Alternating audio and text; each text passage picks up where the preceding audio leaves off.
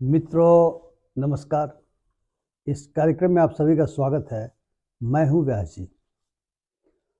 अभी दुनिया के स्तर पे ऐसा प्रतीत हो रहा है कि एक नया वर्ल्ड ऑर्डर बन रहा है और इस वर्ल्ड ऑर्डर को बनाने के लिए जो भूमिका निभाई जा रही है वो भूमिका कई तरह के सवाल पैदा कर रही है और ये भूमिका किसी और की ओर से नहीं, अमेरिका के राष्ट्रपति ट्रंप की ओर से निभाई जा रही है। हम सभी इस बात को जानते हैं कि जब ग्लोबलाइजेशन की बात पूंजीवादी देशों की ओर से उठी थी, और जब मैं पूंजीवादी देश कह रहा हूं तो मेरा इशारा अमेरिका और यूरोप के देशों से है मूल रूप से। तो ये बात आई थी कि ग्लोबलाइजेशन का मतलब यह है कि अबाध गति से एक देश से दूसरे देश में व्यापार होना चाहिए। लेकिन अगर व्यापार होता है तो इसे भी समझना पड़ेगा कि इस व्यापार के पीछे की मूल अवधारणा क्या होती है। यह मूल अवधारणा यह है, हालांकि व्यापार तो प्राचीन काल से होता रहा है, लेकिन मूल अवधारणा यह है कि जिस देश के पास जिस वस्तु या सेवा के निर्माण में, जिसको हम कहते हैं कंपैरेटिव एडवांटेज हासिल है, वह अपना जो सरप्लस होता है यानी डोमेस्टिक कंजम्पशन के बाद जो बचता है उसे दुनिया के उन देशों में भेजता है जहां पर वह वस्तु या सेवा यानी गुड्स और सर्विसेज की कमी होती है। गुड्स एंड सर्विसेज के बाद से कुछ ऐसी भी चीज़ें सर्विस क्षेत्र के रूप में ही विकसित हुई जिसकी कल्पना आज से कई सालों पहले तक संभव नहीं थी। इसे कहते हैं इंटेलेक्चुअल प्रॉपर्टी। यानी अगर कोई इन्वेंशन हुआ, कोई खोज हुई विज्ञान के क्षेत्र में या प्रोडक्ट बनाने के क्षेत्र में या प्रोसेस के क्षेत्र में, तो इसे जिन्होंने खोजा वह उनकी इंटेलेक्चुअल प्रॉपर्टी मानी जाती है, यानी जिसको हम टेक्नोलॉजी कहते हैं। तो टेक्नोलॉजी का ट्रांसफ़र भी बड़े पैमाने पर शुरू हुआ और इसे सर्विस का भी रूप दिया गया।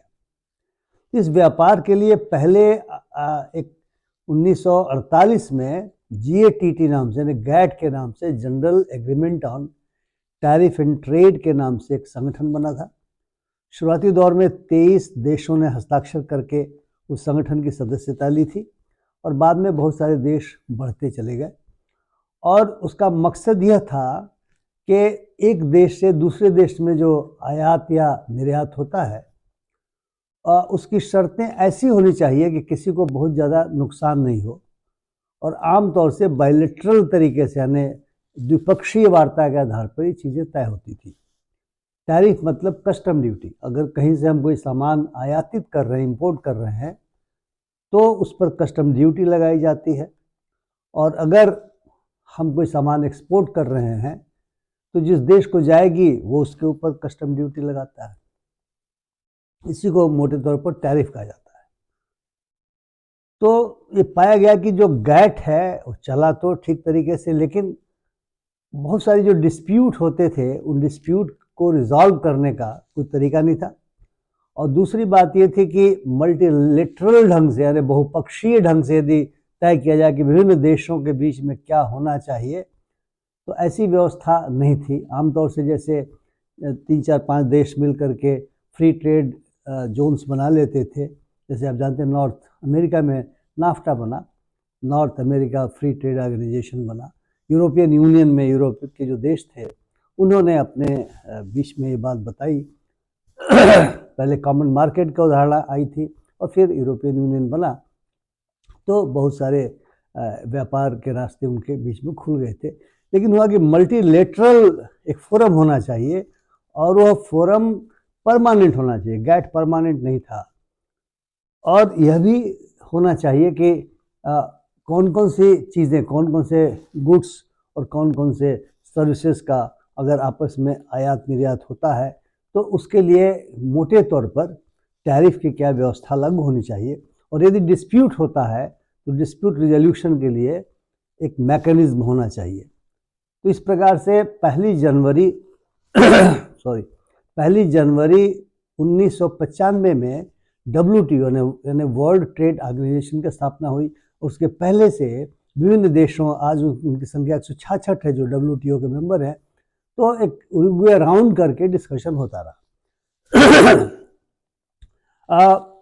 ऐसा WTO में जो देश थे वे समझते थे कि आने वाले समय में यह हो सकता है कि जिन देशों के पास एडवांटेज यानी कंपैरेटिव एडवांटेज किसी वस्तु के उत्पादन का, सेवा के उत्पादन का ज़्यादा हो, वे मनमाने तरीके से उन वस्तुओं का व्यापार करना चाहेंगे। और यह भी संभव हो सकता है कि वो अपने यहाँ कुछ चीज़ों को आने से रोक लगा दें। इसलिए टैरिफ के लिए एक सीलिंग की बात हुई कि बाउंड रेट होगा, उस रेट के नीचे अगर आप देना चाहें तो कोई हर्ज नहीं, लेना चाहें कोई हर्ज नहीं है, लेकिन उससे ज़्यादा अगर कोई देश चार्ज करना चाहता है, या तो बायलैटरल तरीके से आपस में बातचीत हो जाए, या फिर कंपेंसेशन देना पड़ेगा उस देश को जिस देश का उस टैरिफ को बढ़ाने से नुकसान होता है। और अगर रिजोल्यूशन करना हो डिस्प्यूट का, तो रिजोल्यूशन का जो मैकेनिज्म है WTO के पास, वहाँ पर आएगा। अब ये देखा जा रहा है कि ट्रंप ने कुछ देशों को आइडेंटिफाई किया, कनाडा, मैक्सिको, चाइना, यहाँ तक यूरोपियन यूनियन को भी। का कहना था कि चाहे दोस्त हो चाहे दुश्मन हो, हमारा जो माल जाता है उस पर वो टैरिफ ज़्यादा लगाते हैं, और हमारे यहाँ जो माल आता है उस पर हम टैरिफ कम लगाते हैं, जबकि जो चीज़ें हुई हैं वो WTO में तय हुई थी। और इस प्रकार से उन्होंने यूनिलेटरली यानी एक तरफा कनाडा और मैक्सिको और चाइना के ऊपर एडिशनल टैरिफ लगाने की घोषणा कर दी। स्वाभाविक सी बात है कि इन देशों ने इसे अच्छा नहीं माना, उन्हें लगा कि वे हमारा व्यापार चौपट करना चाहते हैं, और ट्रंप ने जो भी सोचा हो, ट्रंप को लगा होगा कि हमारे देश में इनका माल आ रहा है और सस्ते में बिक रहा है, आदि इत्यादि। मित्रों, हम समझे कि एक टैरिफ बढ़ाने घटाने का जो गणित है उससे क्या नफ़ा नुकसान हो सकता है। भारत को भी ये कहा उन्होंने कि रेसिप्रोकल हम टैरिफ लगाएंगे, जो उनका कहना है कि कई ऐसी वस्तुएं हैं, सेवाएं हैं जहाँ पे 100% तक भारत लगा रहा है। पहले भारत की बात कर लेते हैं। WTO में ही तय हुआ था कि जो डेवलपिंग नेशंस हैं वे अपने डोमेस्टिक सेक्टर को बचाने के लिए ज़्यादा टैरिफ लगा सकते हैं। कारण यह है कि जो डेवलप्ड कंट्रीज़ हैं, उन डेवलप्ड कंट्रीज़ का विकास इतना ज़्यादा हो चुका है, उन्हें कंपैरेटिव एडवांटेज बहुत सारी चीज़ों में ज़्यादा है और डेवलपिंग कंट्रीज़ को कम है। इसलिए हुआ कि अगर डेवलपिंग कंट्रीज से डेवलप्ड कंट्रीज को माल जाता है यानी एक्सपोर्ट होता है, तो डेवलपिंग कंट्री ज़्यादा टैरिफ चार्ज कर सकती है। WTO के सिद्धांत के अनुसार ही आता है। भारत उसी कारण से, चूँकि डेवलपिंग कंट्री की श्रेणी में आता था, इसीलिए भारत ने ज़्यादा रखा हुआ है। अब अमेरिका कह रहा है कि हम उतना ही चार्ज करेंगे भारत से जो माल आ रहा है, जितना भारत हमारे माल जाने पर चार्ज करता है। हालांकि अभी खबर आई है, अब कितनी सही हम नहीं जानते, अपुष्ट खबर है कि हमारे जो कॉमर्स मिनिस्टर हैं वो अमेरिका गए हुए हैं और वे बायलैटरल ढंग से बातचीत करके और मसले का समाधान ढूंढ रहे हैं। यही बात आई है कि जब हमारा बजट प्रस्तुत हुआ था तो शायद ट्रंप के इस रुख को पहले से भारत को जानकारी रही होगी। हमने कई सारी वस्तुओं में जो टैरिफ है उसे घटा दिया था, यानी अमेरिकी सामान हमारे यहाँ कम दाम पे आ सकता था, उन पर टैरिफ हम कम लगा रहे थे, ऐसी स्थितियाँ आई हैं। लेकिन चाइना ने जब ज़्यादा टैरिफ लगाया गया 25%, तो चाइना ने साफ शब्दों में कहा कि हम हर तरह के युद्ध के लिए तैयार हैं ट्रंप से, अमेरिका से, चाहे वे टैरिफ वार करना चाहें, चाहे वे किसी भी तरह का वार करना चाहें। उसने बहुत ही सख्त रुख अपनाया और उसने भी टैरिफ की दरें बढ़ा दी। कनाडा ने भी कहा कि हम चुने हुए वस्तुओं पर जो अमेरिका से हमारे यहाँ आती हैं हम टैरिफ की दरें बढ़ा रहे हैं, और मैक्सिको ने भी धमकी दिया कि हम भी बढ़ाएंगे। यूरोपियन यूनियन तो भी बातचीत कर रहा है। तो हम समझें कि टैरिफ की दरें बढ़ाने से क्या होता है। टैरिफ की दरें बढ़ाने से ये होगा कि जिस देश का माल जाता है कहीं, तो स्वाभाविक वो माल वहाँ पे महंगा हो जाएगा, और महंगा हो जाएगा तो 2-3 सूरतें हो जाती हैं। कोई भी देश या कोई भी व्यापारी, बेसिकली वो तो व्यापार है, तो कम दाम पे नहीं बेचना चाहेगा। मार्जिन बहुत इंपॉर्टेंट है। यदि टैरिफ बढ़ाने से उसका मार्जिन इतना घट जाता है कि वो लगे कि घाटे का सौदा है, तो फिर बंद हो जाएगा, वो माल नहीं जाएगा। दूसरा ये हो सकता है कि अगर डिमांड घटती नहीं है, डिमांड बहुत ज़्यादा नहीं घटती है और उस माल की डिमांड है और महंगा भी मिलेगा तभी लोग खरीदेंगे, तो जिस देश में माल जा रहा है वहाँ पे इन्फ्लेशन हो जाएगा, महंगाई बढ़ेगी। तो और अगर सब्स्टिट्यूट नहीं है तभी डिमांड स्टेबल रहेगा या डिमांड थोड़ा कम घटेगा। तो सब्स्टिट्यूट तभी संभव है जब वो मैन्युफैक्चर करना शुरू करें। इतनी जल्दी मैन्युफैक्चर तो किया नहीं जा सकता, चूँकि कंपेटिटिव एडवांटेज के सिद्धांत के आधार पे व्यापार चलता है। तो ये पाया गया कि कनाडा ने भी कहा, धमकी दिया और कहा कि हम भी बढ़ा रहे हैं, और कनाडा ने बाकायदा अमेरिका और अपने देश के नागरिकों को संबोधित किया। वहाँ के प्रधानमंत्री ने कहा कि थोड़ी कठिनाई ज़रूर होगी लेकिन हम इस चीज़ को निश्चित तौर से बर्दाश्त नहीं करेंगे। और WTO में भी कनाडा गया। सुनते हैं चाइना भी WTO में चला गया, शायद मैक्सिको भी जाने की तैयारी कर रहा हो, और यूरोपियन यूनियन भी अगर ऐसी स्थिति आती है तो तैयारी कर रहा होगा। तो मित्रों, जो टैरिफ वार है वो अपने इंडस्ट्री को बचाने के लिए है, डोमेस्टिक इंडस्ट्री को बचाने के लिए है, लेकिन जो WTO बना है तो WTO इन देशों के बीच के इन मसलों को हल करने के लिए है, क्योंकि ये सारे देश उन 166 देशों में शामिल हैं जो WTO के सदस्य हैं और जिन्होंने जो निगोशिएशंस हो रहे थे उन निगोशिएशन पर हस्ताक्षर किए हुए हैं, और वो सारे निगोशिएशंस ग्लोबलाइजेशन के संदर्भों में हो रहे थे। तो जो पश्चिमी देश ग्लोबलाइजेशन के पक्ष में खड़े थे और चाहते थे कि WTO की स्थापना हो, चाहते थे कि डेवलपिंग कंट्री से या दूसरे कंट्री से माल उनके यहाँ आए, उनका माल उन देशों में जाए, और जो बाउंड रेट है, जो टैरिफ का बाउंड रेट है, इसके विदिन कार्रवाई हो। और इस प्रकार से अगर व्यापार इस तरीके से होगा, रेगुलेटेड तरीके से होगा, सबको फायदा होगा, विन विन सिचुएशन होगा। हालांकि ज़रूर होता है कि कई देशों के बीच में ट्रेड डेफिसिट है, यानी एक्सपोर्ट कम है और इंपोर्ट ज़्यादा है, इसको ट्रेड डेफिसिट कहते हैं। ऐसा है भारत अमेरिका के बीच भी। अमेरिका मानता है कि उसका ट्रेड डेफिसिट है, यानी हम उससे सामान कम लेते हैं और हम अपना ज़्यादा सामान उसके यहाँ भेजते हैं। चाइना की स्थिति अलग है, चाइना भी अमेरिका को बहुत ज़्यादा सामान भेजता है और अमेरिका उसके अनुपात में कम, क्योंकि चाइना में जो सामान बनते हैं वो अपेक्षाकृत सस्ते भी होते हैं और कहा जाता है गुणवत्तापूर्ण भी है। ग्लोबलाइजेशन ने ऑफशोरिंग की व्यवस्था की थी। एक तो आउटसोर्सिंग हुआ था, दूसरे ऑफशोरिंग हुआ था। आउटसोर्सिंग ये है कि अगर कोई भी मैन्युफैक्चरिंग यूनिट X देश में है तो Y देश से वो बाकायदा आउटसोर्सिंग करके बहुत सारी सर्विसेज देता था उस मैन्युफैक्चरिंग से संबंधित, ताकि चीज़ें सस्ती, कॉस्टिंग कम हो। और ऑफशोरिंग का मतलब होता कि चाइना जैसे देशों में, तो आपको आश्चर्य होगा कि एप्पल की फैक्ट्री है, यानी बहुत सारा जो एप्पल का प्रोडक्ट है वहाँ बनता है। क्यों?